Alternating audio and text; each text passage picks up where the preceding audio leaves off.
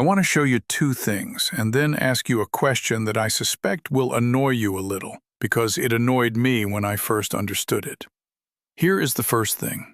This is the brick path that runs from my shop door to the house. It was laid by my father.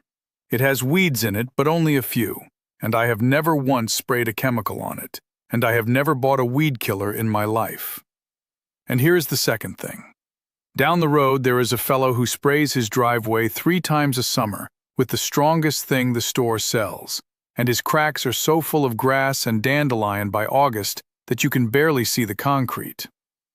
So here is the question. How is it that the man who fights the weeds hardest has the most of them, and the man who does almost nothing has almost none? Now, most folk, when they finally get sick of the chemical, go looking on the internet for a natural way. And they find the same thing everybody finds. Spray it with vinegar, they are told. Mix in some salt. It kills weeds fast, they say. Kills them forever, and it costs $1. And I am going to tell you something today that will save you a season of wasted Saturdays and might save your soil for years. That vinegar and salt business, the way it is sold to you, is mostly not true.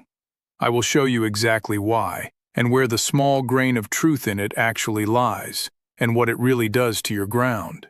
And then I will show you what actually works, what the plain folk have done for 200 years, which is not spraying anything at all. Because here is the plain fact under this whole business, and once you see it, you cannot unsee it.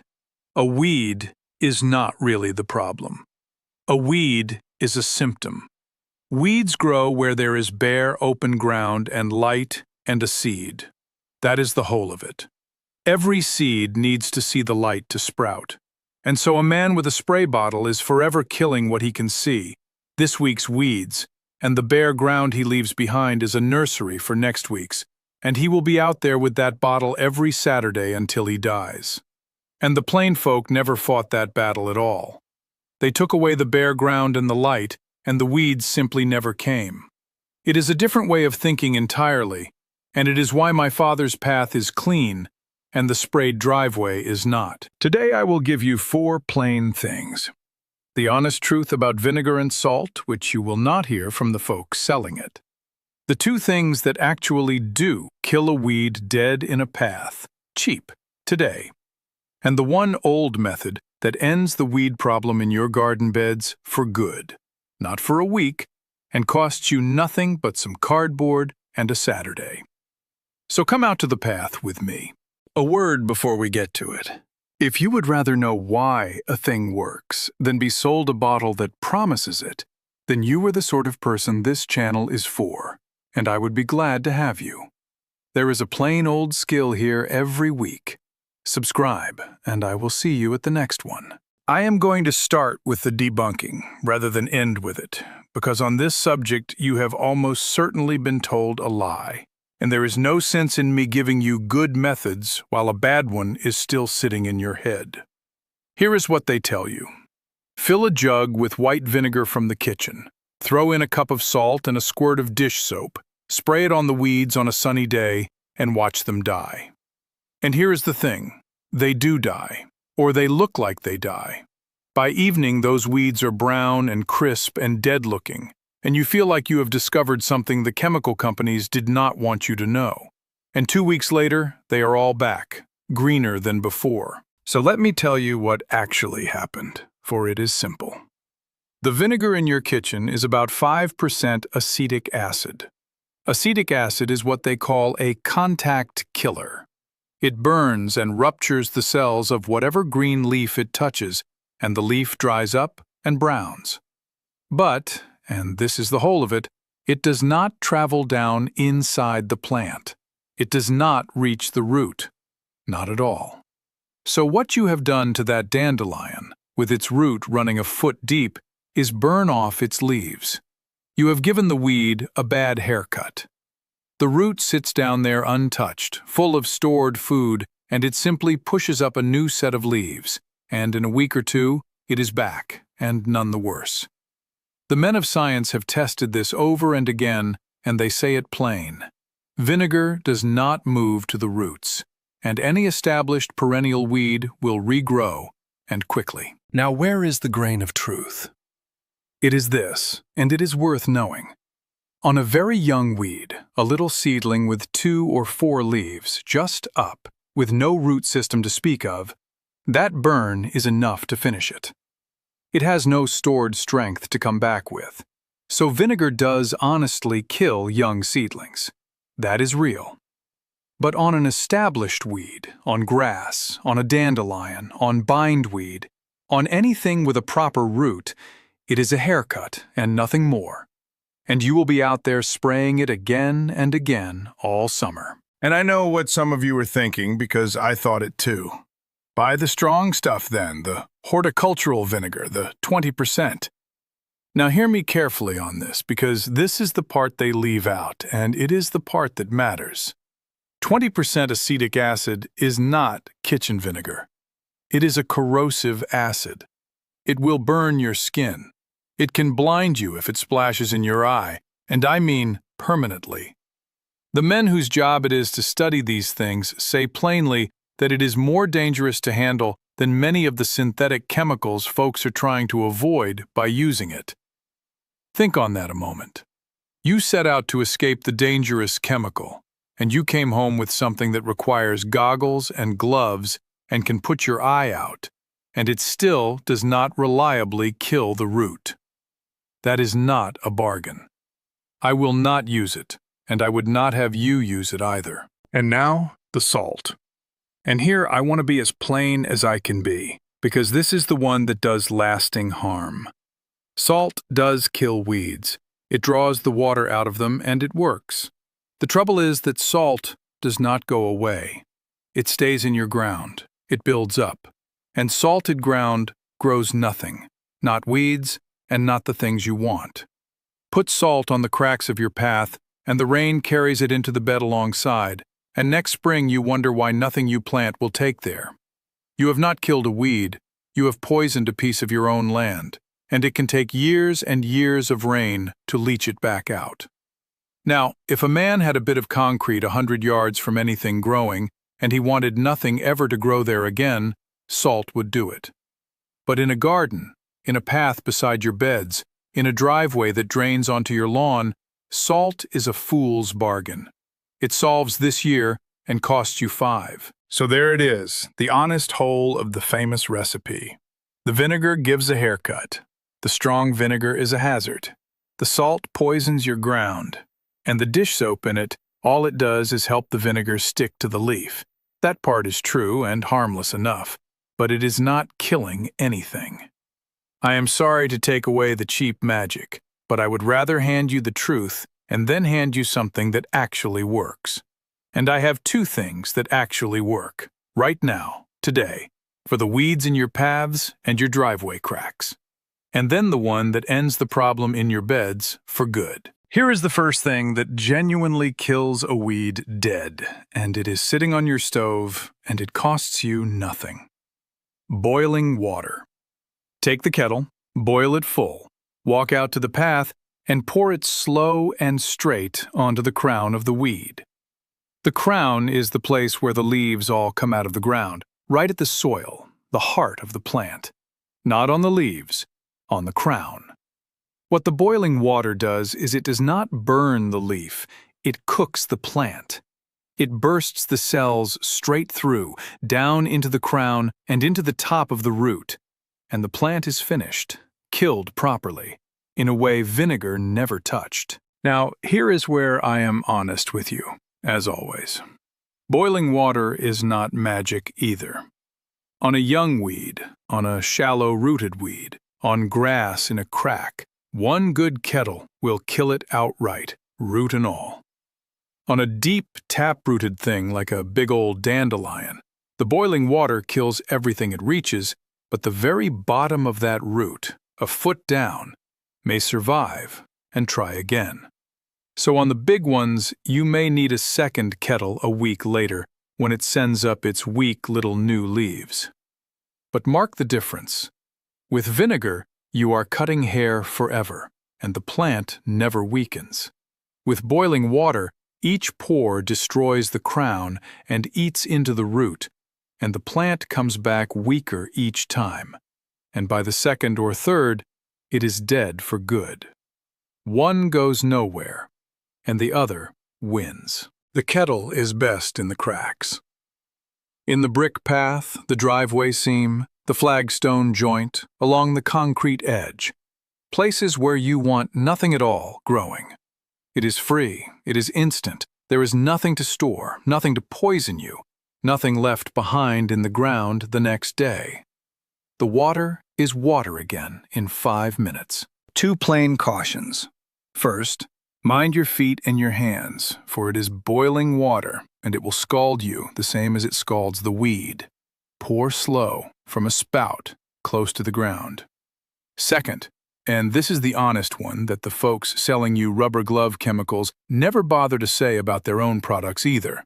Boiling water kills whatever it touches, including the good small life in the soil, the worms and such, right at that spot.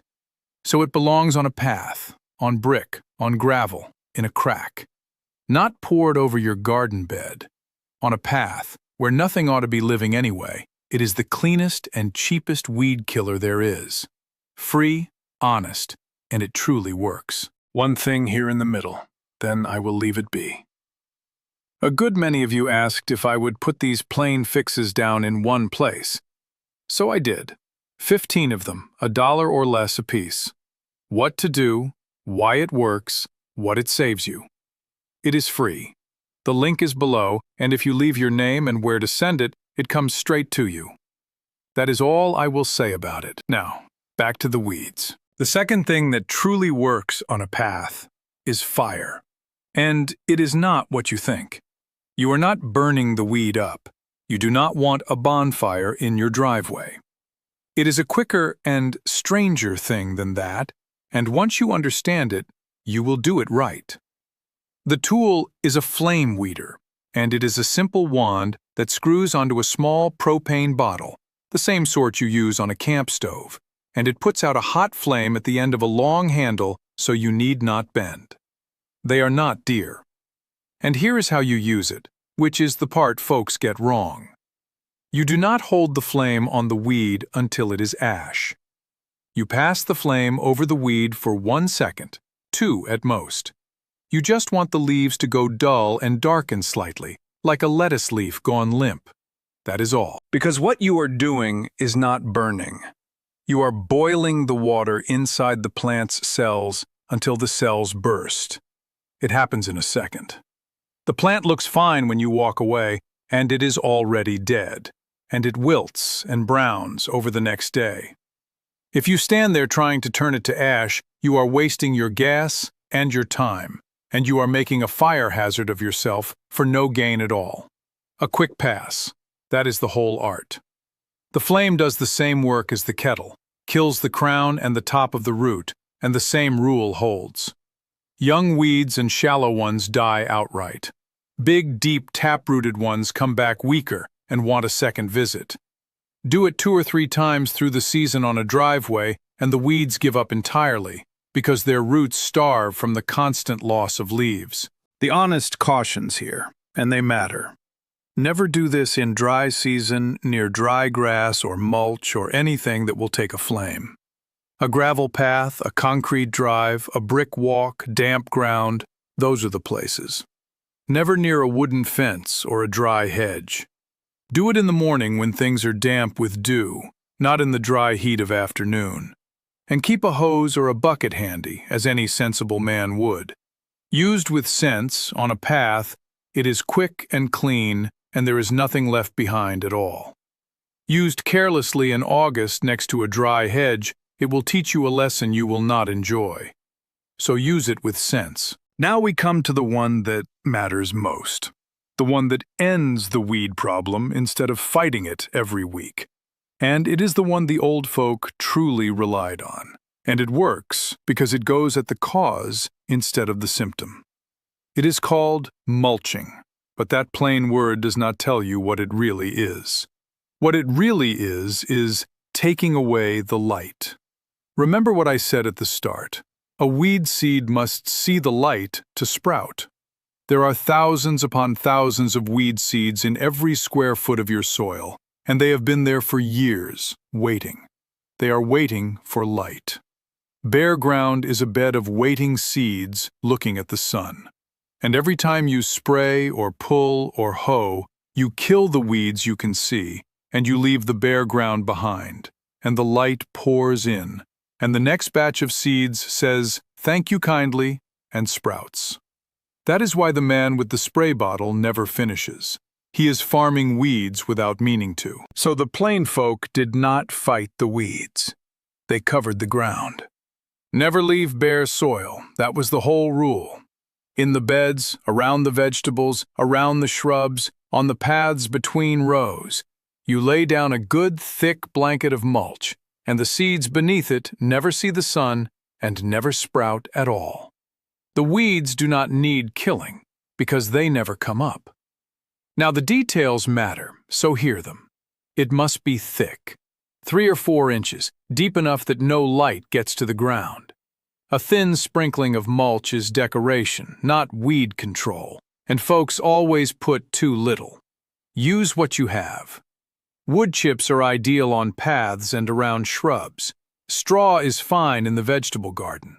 Even the grass clippings you were going to throw away will do, spread thin and dried a bit first. And that layer does 3 other good turns you did not pay for. It holds the moisture in the ground so you water far less. It keeps the soil cool in the heat, and as it rots down, it feeds your soil for free. And for the ground that is already a hopeless mess, thick with established weeds, there is a heavier version of this that is one of the finest things in all of gardening, and it costs you nothing. You lay cardboard. Take the brown cardboard boxes you were going to break down for the trash, pull the tape off, lay them flat right over the top of the weeds, overlapping the edges well so no light sneaks through the seams. Wet it down. Then put your 3 or 4 inches of wood chips or straw on top of the cardboard. And then you walk away and let it be. What happens under there is a quiet and beautiful thing. The weeds beneath, in total darkness, use up all the strength stored in their roots trying to grow up through, and they cannot. And after some weeks, they exhaust themselves and die. Even the deep, tough, perennial ones. The cardboard slowly softens and rots. The worms come up into that dark damp and eat the cardboard and work the dead weeds into the earth. And by the next season, you have not only killed the weeds without a single chemical or a single hour of pulling, you have better soil than you started with. Some folks call it sheet mulching or lasagna gardening. My grandmother called it laying the bed down to rest. And she did it every fall over any patch that had got away from her. Set that against the man with the spray bottle. He fights every Saturday of every summer forever and buys the bottle again, and his soil gets poorer. You lay cardboard and chips one Saturday in the fall, and the weeds are gone for good, and your soil is richer, and you paid nothing at all. That is the difference between fighting a symptom and fixing the cause. The last one is short, and it is the finishing touch on all the rest. And it is the plainest common sense. Once you have a place clean, do not leave it open for the next seed. Close the door behind you. In a path or a driveway, once you have killed the weeds in the cracks with the kettle or the flame, that crack is now an empty, open, sunlit bed of soil. And every seed that blows down the road is looking for exactly that. So fill it. Sweep fine sand into the joints of your brick or flagstone until they are packed full. There is a jointing sand sold for this that sets firm, and seeds cannot get a hold in it, and plain sand packed tight will do a great deal of good. A packed crack is a closed door. An empty crack is an invitation. And in the beds, the same thought. Every time you pull a weed, you have opened a little patch of bare, wet-lit soil, the perfect nursery. So do not leave it looking at the sky. Pull the mulch back over that spot with your hand as you go. It takes a second. And the plainest version of this rule in the vegetable garden is simply to plant close, to let your own plants shade their own ground, and grow a cover crop over the empty beds in the off-season rather than letting them lie bare all winter looking at the light. That is the whole spirit of it. Every bare, lit patch of earth is a weed nursery. Every covered patch is not. You are not fighting an enemy. You are simply keeping the door shut. Do that, and the weeds have nowhere to come in, and you will spend your Saturdays sitting on the porch instead of stooped over with a bottle. So there it is, and I want to put it to you as plain as I can because I think it asks something of you that is harder than buying a bottle. Everything in this world will sell you a way to fight the weeds. A spray, a strong vinegar, a recipe, a stronger spray. And every one of them keeps you fighting, every summer, forever, because none of them touches the cause. The cause is bare ground in the light. That is all a weed is. And I am asking you to stop fighting, which is the hard part, because fighting feels like doing something. Stop fighting, and go and cover your ground instead. Cardboard and chips over the patch that has beaten you. Mulch thick where the soil is bare. Sand in the cracks. Kettle or flame for what stands in the path. Nothing bought, nothing poisoned, no soil ruined, and no war to fight next year. Now I would like to hear from you, and I ask this one with real curiosity. What is the patch that has beaten you?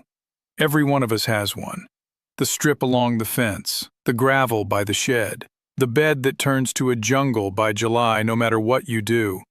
Tell me down in the comments where your weeds have won and how long you have been fighting there, and I will tell you plain whether I would put the kettle to it or lay it down under cardboard for a season. I read every one, and I have learned a good many things from you folks that I would never have thought of on my own.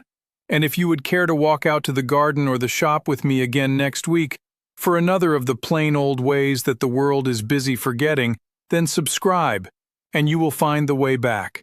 Until then, remember, the weed is not the enemy. The bare ground is. Cover it, and there is nothing left to fight. God keep you, friend. We will talk again.